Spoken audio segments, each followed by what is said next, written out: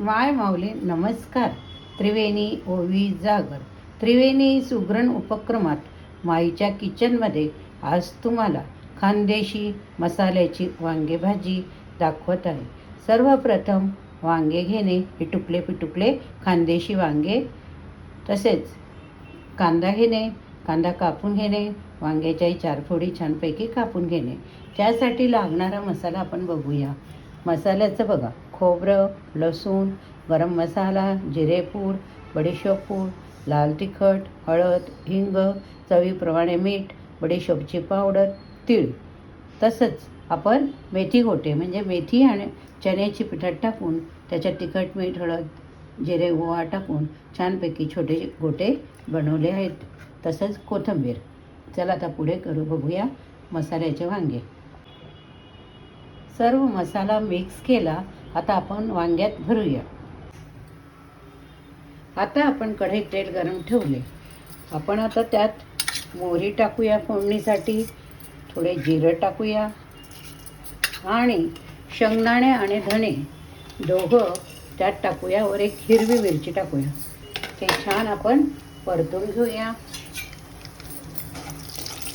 परतवल्यानंतर त्यात आपण रंग येण्यासाठी हळद टाकूया आणि थोडं तिखट आणि हिंग टाकूया.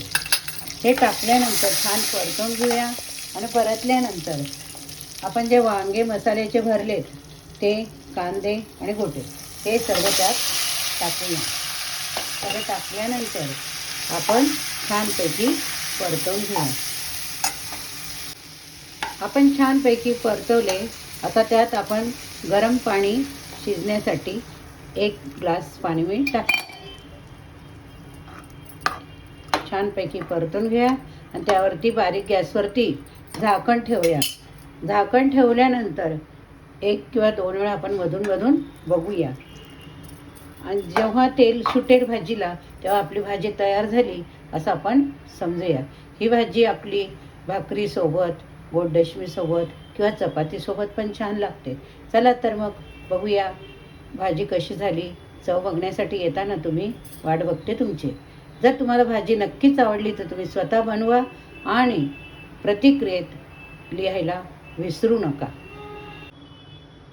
अशा प्रकारे आपण झाकण ठेवूया. आपली वांग्याची भाजी तयार झालेली आहे.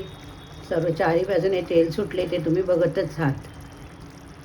चला तर वांग्याची भाजी तुम्हाला आवडली का सांगा. वांग्याची भाजी तयार होण्यासाठी जवळपास 7 ते 8 मिनटं लागतात.